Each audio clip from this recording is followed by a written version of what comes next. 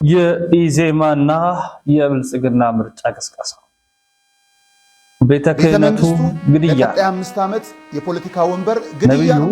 ወንበዴ ሌባ ዘመድኩን በቀለ ያጋለጠው አደገኛ ሚስጥር ቡድና ክብራት ቤተሰቦቻችን እንዴት አላችሁ? እንዴት ቆያችሁ? እንዴት ሰነበታችሁ? ሰላማችሁ ይብዛ። ዛሬም የተለመደውን የቪዲዮ መረጃዎችን ይዤ መጥቻለሁ። የእናንተ ላይክ ማድረግ ሼርና መረጃውን ማዳረስ በብዙ ይጠበቃል፣ ጉልበት ይኖረው ዘንድ ማለት ነው። ነገር ግን አታደርጉም፣ ለምን እንደሆነም አይገባኝም። ስለዚህ ሁላችሁም ላይክ አድርጉ፣ ሼር አድርጉ፣ መረጃዎችን እንድታዳርሱ እንሻለን። የመጀመሪያችንን የቪዲዮ ጥንክር እንድናደርግ የወደድኩት ብፁዕ አባታችን አቡነ ጴጥሮስ የኒውዮርክ ሀገረ ስብከት ሊቀ ጳጳስ በአንድ ወቅት የተናገሩትን ንግግር አሁናዊ መረጃችንን አድርገን አመጣ ነው። ምክንያቱም በዛ ጊዜ የተናገሩት አሁን የራሱ የሆነ መልክ፣ የራሱ የሆነ ውበት፣ የራሱ የሆነ የመደመጫ ጊዜ ስላለው እነሆም ነው ብለን ስላሰብን ለማስደመጥ ወደናል። አቡነ ጴጥሮስ የኒውዮርክና አካባቢው ሀገረ ስብከት ሊቀ ጳጳስ የቅዱስ ሲኖዶስ አባል ምን አሉ? በጣም ወሳኝ ነው። እስኪ ያዳምጡት። ጃፓን እምነት የሌላት ሀገር ናት። በአመት አንድ ቀን ነው የአምልኮ ቦታ የሚሄደው በሙሉ 80 ሚሊዮን ህዝብ ነው። 80 ሚሊዮን ህዝብ በአመት አንድ ቀን የአምልኮ ቦታ ይሄዳል። ግን ጦርነት የለም ጃፓን፣ ረሃብ የለም ጃፓን፣ የርስ በርስ መከፋፈል የለም ጃፓን። ጄኔቫ ሄጄ ነበር ባለፈው። 5-6 ቋንቋ አላቸው። በቋንቋ የሚጣላ ሰው የለም። በቋንቋ የሚጣላው ደንቆሮ ነው እንጂ ሰው በቋንቋ አይጣላም። ቋንቋ ለሰው እንጂ ሰው ለቋንቋ አልተሰጠም። ያም ፍቅር ተሰጠን፣ ፍቅር መኖር አቃተን። አያሳዝንም? እንዴት እንደሚሰማችሁ አላቅም። ወርቅ ተሰጠን በማይረባ በቆሻሻ ላይ መውደቅ የምንፈልግ ድሆች፣ አይምሯችን የደህየ ትልቅና ትልቅ አገርና ትልቅ ህዝብ በትንሽ ዘመን ላይ ወደቀ። ትልቅ ህዝብ ትልቅ አገር በትንሽ ጊዜ ላይ ወደቀ። እግዚአብሔር ትንሽነታችን ተመልክቶ ከፍ ያርገን፣ በፍቅሩ ይጎብኘን። እሱ ፍቅር ተገለጠ። እኛ እንድንኖረው ፍቅር ተገለጠ። ሌላ እንዲኖረው አይደለም፣ እኛ እንድንኖረው፣ በተለይ ክርስቲያኖች እንድንኖረው።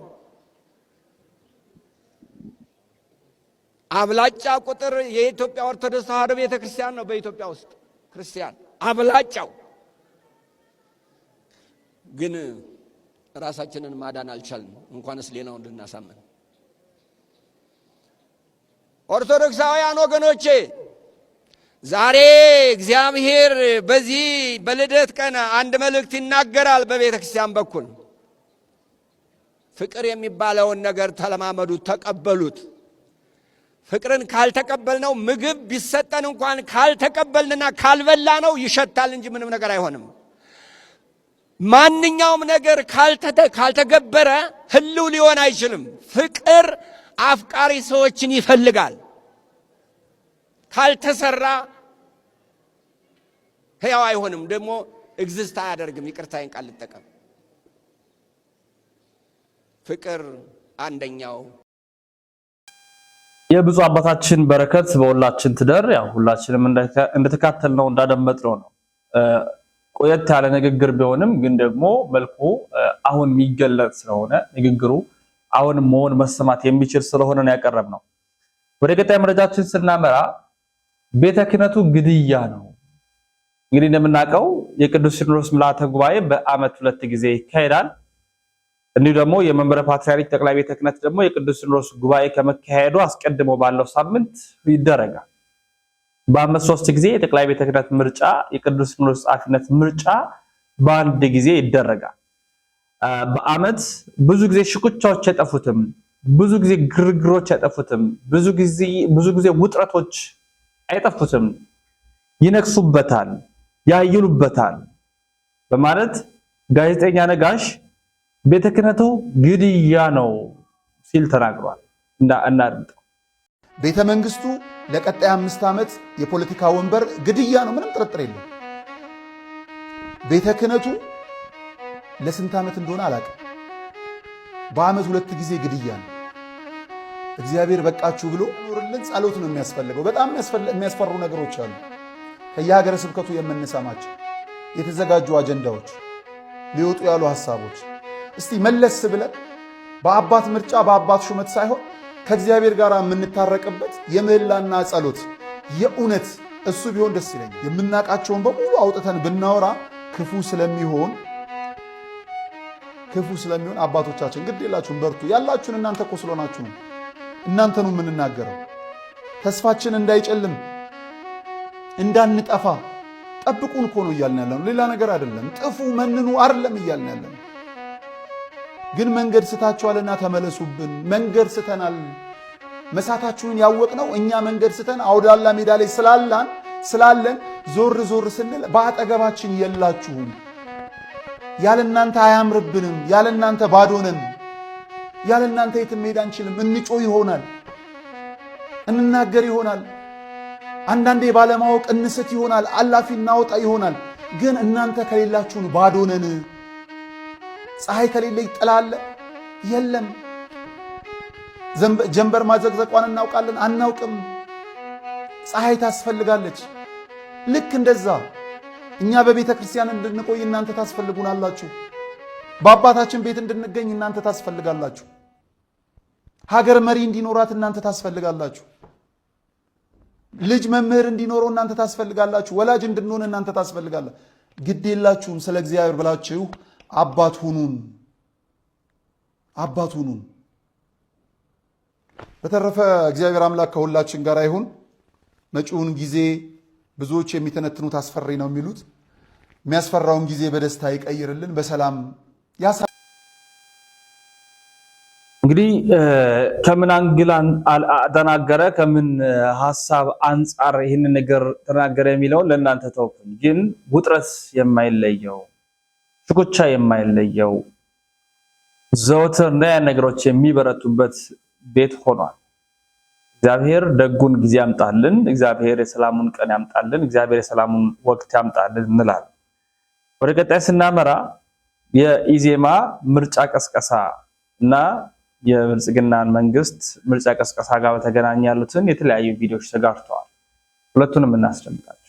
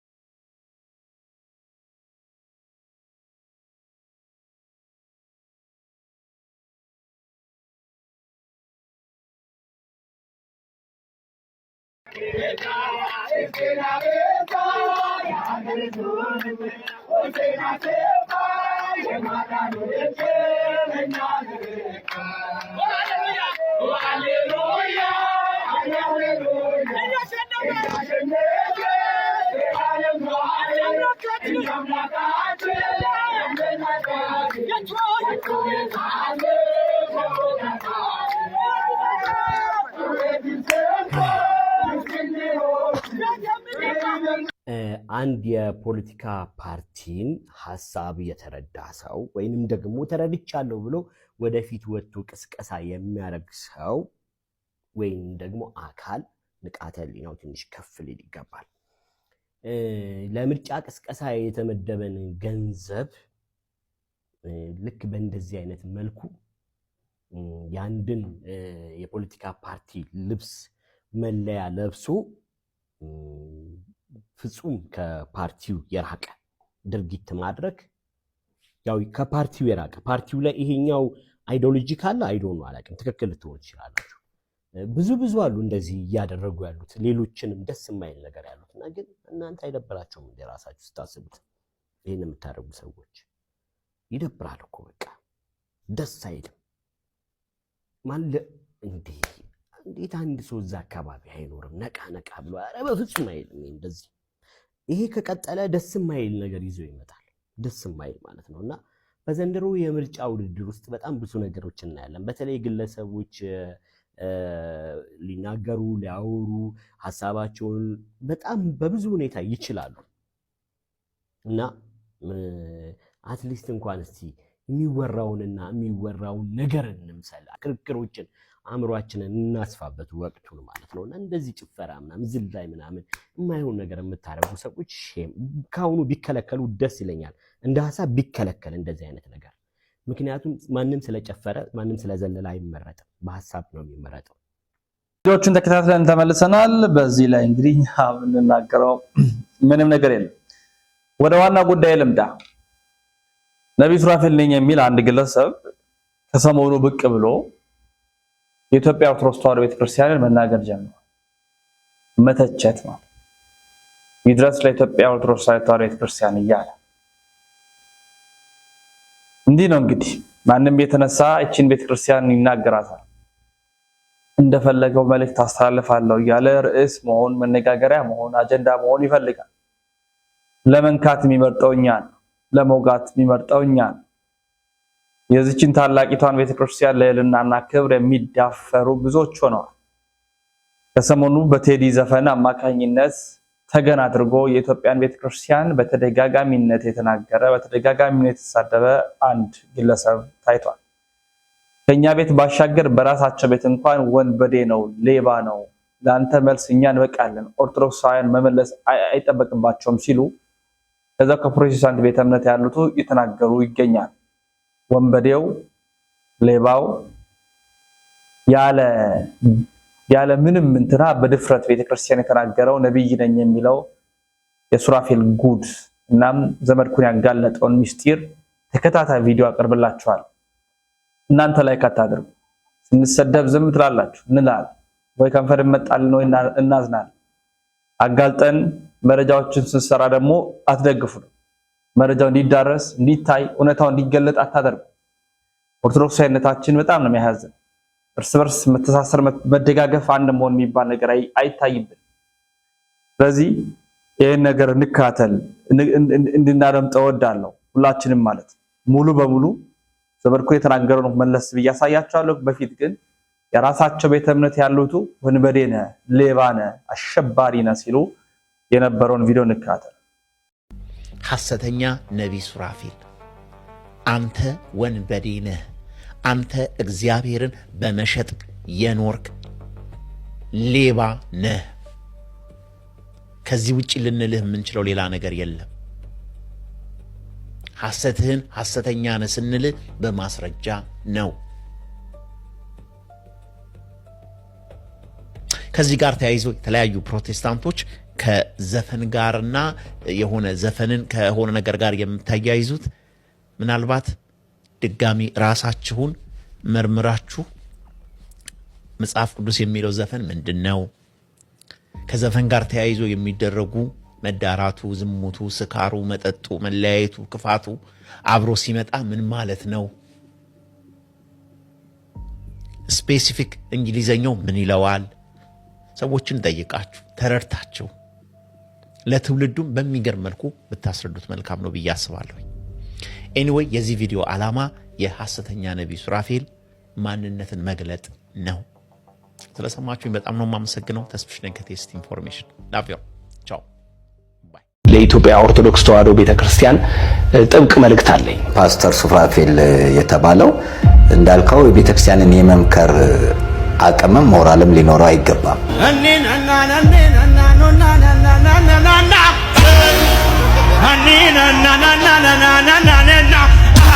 የራሷ አሮባታል የሰው ታማስላለች ቤተክርስቲያኗ የዘፋኝ አድናቂ አይደለችም ቤተክርስቲያን የዘፋኝ ደጋፊ አይደለችም ሌሎች ዘፋኞች ሲያወጡ ለምን አልተናገረም ሌሎቹ ሲያወጡ ለምን ይሄን ጊዜ ጠብቆ አደረገ እና አካይዱ ፖለቲካ ነው በበዛ ክብር ከፍ ባለ ምስጋና ከፍ ባለ ክብር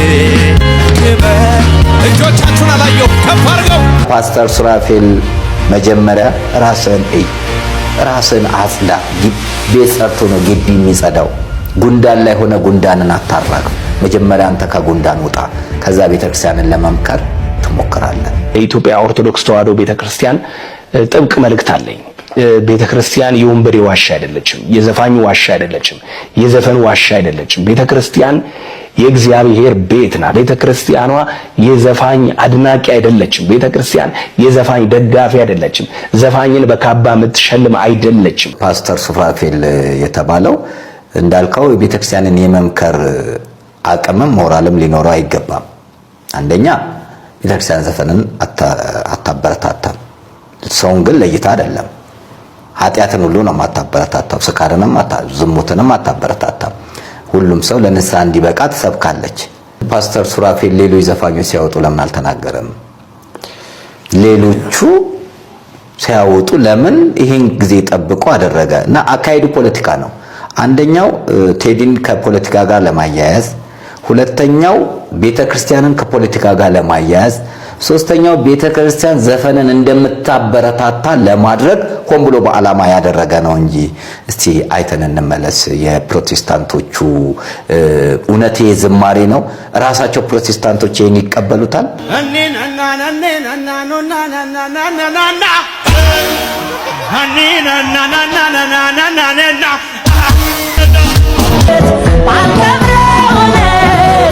አንገት የማያስደፋኝ የማላፍርበት ጻድቅ ያለሆይ ጻድቅ ነኝ እኔ በአንዱ በኢየሱስ ቤዛነት በማመን። እንግዲህ እንደተመለከትከው ዝላይ ነው፣ ጥሩ ያልሆኑ ነገሮች ናቸው። በቅንነት ለሚሰጡት ሐሳቦች ትቀበላለህ። እኛም እኮ ለምን ይሄ ይሆናል እንላለን። የጥሩ ጎኑን እናበረታታለን። አሁን ፕሮቴስታንት ሆኖ መልካም ሐሳብ የሚያመነጩትን እናበረታታለን። ህዝቡ እንዲጠነቀቅ መመክረው እንደነዚህ አይነት ሐሳቦች የግለሰብ የፖለቲካዊ የካድሬነት ሐሳብ እንጂ የተቋም ሐሳብ አይደለም። ስለዚህ በጅምላ ፕሮቴስታንቶችን መጥላት የለብንም። እኔ ዘፈን አላደንቅም አልወድምም። ቴዲ አፍሮን ፐርሰናል በተመለከተ ኢትዮጵያዊ የሆነ ባህሉን የሚወድ ታሪኩን የሚወድ ማንነት ያለው ስብዕና ያለው አጋጉል ቦታ የማይታይ ትላንትን የሚያከብር አባቶቹን የሚያከብር ትላንት ከሌለ ዛሬ የለም። ትላንት አባቶቻችን ዛሬኛ ነገ ልጆቻችን ናቸው። ነገን አርቆ የሚያስብ ሰላማዊ የሆነ ሰው ነው። ፐርሰናሊ እሱን በተመለከተ እንግዲህ ብዙ የምናውቃቸውም ዘፋኞች አሉ፣ የኪነ ጥበብ ባለሙያዎች፣ ሯጮች አሉ አይደል? ስብዕና የሌላቸው ሰዎች እኮ የምናውቃቸው አሉ፣ ታዋቂ ሆነው ባለሀብት ሆነው ስብዕና የሌላቸውና ኢትዮጵያዊነትን የሚወድ ሰንደቅ ዓላማዋን የሚወድ ሰው ነው ቴዲ አፍሮ። ስለዚህ ሰንደቅ ዓላማዋን በመውደዱ ወደዋለሁ፣ ኢትዮጵያን በመውደዱ ወደዋለሁ፣ ትላንትን በመውደዱ ወደዋለሁ፣ አባቶችን በማክበሩ ወደዋለሁ፣ ነገን በመናፈቁ ወደዋለሁ። ለምን? እኔ የምፈልገው ኢትዮጵያን የሚወድ ሰው ነው። ዘረኝነትን የሚጸየፍ ማንነት ያለው ሰው፣ ስብዕና ያለው ሰው ያኮራሃል።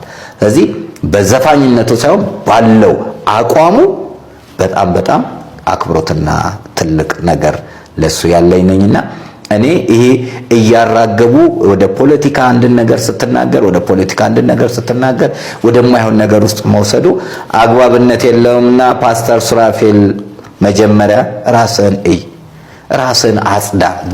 ቤት ጸርቶ ነው ግቢ የሚጸዳው።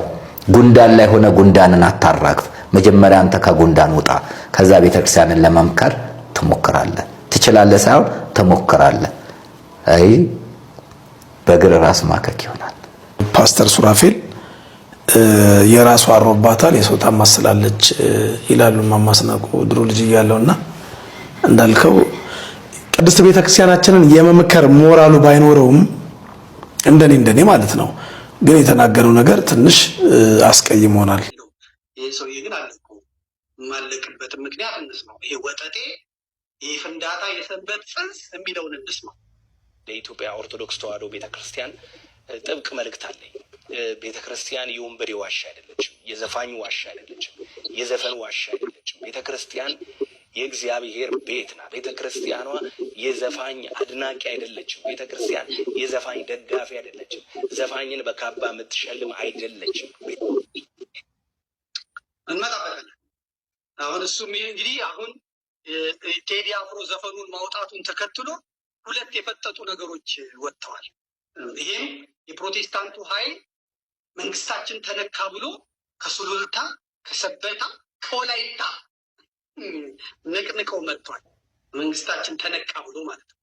ፓስተሮቹ በተለይ እልል ብለው ሊመጡ ዘይ ለይቷል።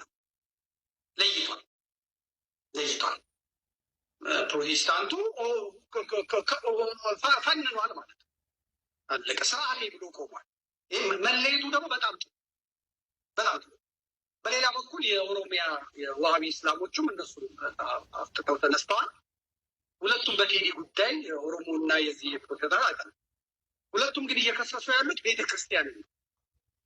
ቤተክርስቲያኒቷ በሲኖዶስ ወስና ቴዲ አፍሮ ዝፈን ይህን ግጥምና ዜማ በጣም ተጫወተው ይሄኛውን የግዕዝ ቃል ተጠቀም ይሄኛውን እንደዚህ አድርግ ብላ ከዛ ምዕመናኑ በተሰበሰቡበት እባክህ እንግዲህ ሂድ ልከንሃል ቀብተንሃል ምንትሴ ብለው ይላሉ። እንዲህ ሲቀቡ የነበሩት እነሱ ናቸው።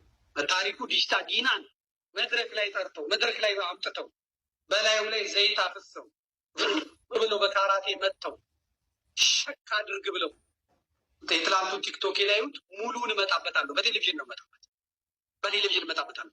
ታሪኩ ዲጂታ ጊና ማለት ደቡብ ላይ የአሪዎች እዛ ጂንካ ላይ የአማራና የኦርቶዶክስ ብሔሮችን እንዴት አሳዶ እንደጨፈጨፈ እንዴት እንዳፈናቀለ ወጣቶችን አሰባስቦ ይሄ የጠንቋይ ሃይማኖት ብሎ እንዴት እንደጨፈጨፈ ጂንካ ያሉትን ሰዎች ጠይቁ።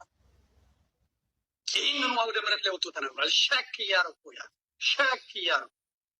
ቀባኛውንም ሸክ እንዳደርግ እያለ ታሪኩ ዲጂታ ጊና ለትግሬ ልዩ ፍቅር አለው። ትግሬዎችም ልዩ ፍቅር አላቸው። አሁን ፕሬዚዳንት ዶናልድ ትራምፕ መቀሌ ቢሄዱ ዲጂታ ጊናን በሚቀበሉበት ስሜት አይቀበሉትም። ትራምፕ ዲጂታ ጊና የራሱ መንገድ ስላለው ማለት እመጣበታለን። እሱ ያኔም ስናገረው ዋይ አላችሁብኝ ስለ ሰላም ስለ ሰበክ ቁጥሩ አይደለም። እኛ የምናየው እኔ የማየው ከስዕሉ ጀርባ ያለውን ነው የማየው። የተሰጠን ይሄ ነው። ከስዕሉ ጀርባ ያለው ነው። ፊቴ ያለውን አሻንጉሊት አላየው። ፊቴ የሚሰራውን ድራማ ሳይሆን ከጀርባ ማን ነው የሚያንቀሳቅሰው እሱን ነው የምናየው የምንመለከተው። እንመጣበታለን። ይሄ አሁን የምታዩት ፎቶውን አምጣልኝ። ይሄ ፓስተር አለቀው። በማንነት ቀውስ ውስጥ ያሉ ሰዎች እንዴት አድርገው ነው እንደዚህ ኦርቶዶክስ ተዋሕዶ ቤተክርስቲያን ነቢይ ሱራፌል ይባላል። በማንነት ቀውስ የኢትዮጵያ ኦርቶዶክስ ቤተክርስቲያን ናት ካባ እየሸለመች የምትልካቸው ብሎ ተቋሟን አሁን ቤተክርስቲያኗን የሚመሩ ሰዎች ደምታቸው አይደለም። ማንም ምንም ይናገራቸው እንደው እግሩ ላይ ሊወድቁ ይችላሉ። ሄደው ሊሰግዱለት ላይ ይችላሉ፣ ሊወድቁ ይችላሉ። ከኔ ግን ጥያቄ ይሄ ሰው የመኖሪያ ቤቱን አሳያቸዋል። እዚህ የማውቀው አንድ እዚህ ጀርመን ሀገር የማውቀው አንድ ወዳጄን ባለቤቱን የሰራትን ጉድ እነግራቸዋል። ኮንቶ ይሄ ደብተሯን የባንክ ካርዷን ነው ተቀብሎ ወደ ስንት ሺህ 10 ዩሮ የተቀበላት ጌታ ፈቅዶልኛል ብሎ ካርዷን ተቀብሎ የልጆች እናት ናት፣ ባለትዳር ናት። ባለቤቷ ጠንካራ ሰራተኛ ስለሆነ በጀርመን በስሩ የሚያስተዳድራቸው ብዙ ሰራተኞች ስላሉት እንጂ እርቃኗን አስቀርቷት ነበረ፣ ዘርፏት። እሱ የሰራውን ቤት ግን አሳይቷል። እሱ የሚነዳውን መኪና አሳይቷል። በርብረው በጥበት በግልጽ መጥተዋል። የኢትዮጵያ ቤተክርስቲያን ልክ ዘፋኝን እንደላከች አድርጎ ነው የመጣው። የዘር ጨዋታውንም እንዳመጣው በስሱ ነቅቸዋል። የማንነት ቀውስ ያለባቸው ሰዎች ቤተክርስቲያኒቷ ላይ ሲያስታውቁ ዝም ብለን እነሱ ብላክሜል ስለተያዘባቸው እኛ ላይ አፋቸውን መክፈት አይገባቸው። በእውነት አሁን እዩ ጩፋ አልተናገረንም። ማን አልተናገረም? ይሄ ሰው ነው አፉን የከፈተብን። አባቱ ጋር የዘለቀ ናቸው። ታውቃላችሁ እንግዲህ ያው ሲዳ ወላይታ ያላችሁ ሰዎች የሰላም ግሮሰሪ ባለቤት የነበሩት የባዮሎጂ መምህሩ ናቸው። ወደ 5 ሚስቶች ነበሯቸው። ታውቃላችሁ ሐዋሳ፣ ዝዋይ። አሁን የመጨረሻ ሚስታቸውም እንግዲህ አሁን ሰላም ግሮሰሪዋን ያዘችው ናት። ያንን ግሮሰሪ እንኳን አሁን መጥቶ እሱ ሊወርስ ይፈልጋል። እሱም ደግሞ የተወለደው ያው ሰውየው የባዮሎጂ መምህር ጎጃም ሄደው ለኮርስ ማለት ነው ለስልጠና ሄደው እዛው ብቻቸው ማደር አይሆንላቸውም። እዛ ከአንዷ ታችን ጋር ተኙ። ከዛ ይሄ ተጸነሰ፣ ተወለደ። እዛ እኔ ዞር ቤት ያላገሽም ጋብቻ የለኝም ብለው እሳቸው ወደ ወላይታቸው ተመለሱ። ከዛ እሱ ደምሴ በሚባል ጉራጌውን ትግሬ በማይታወቅ ስም እጅ አደገ። አሁን ጎጃሞቹ የሚሉት ኖ እናቱ የኤርትራ ወይ የኢትዮጵያ ትግሬ ናት እንጂ ዘመድ የጎጃሜ አይደለችም ነው። የተወዳጁ ቤተሰቦቻችን የዛሬ መረጃዎቻችን ይህን ይመስላሉ። በሌሎች የቪዲዮ መረጃ ማስረጃዎች እንመለሳለን። ተሰነባበትን። ሰናይ ቆይታ ይሁንላችሁ።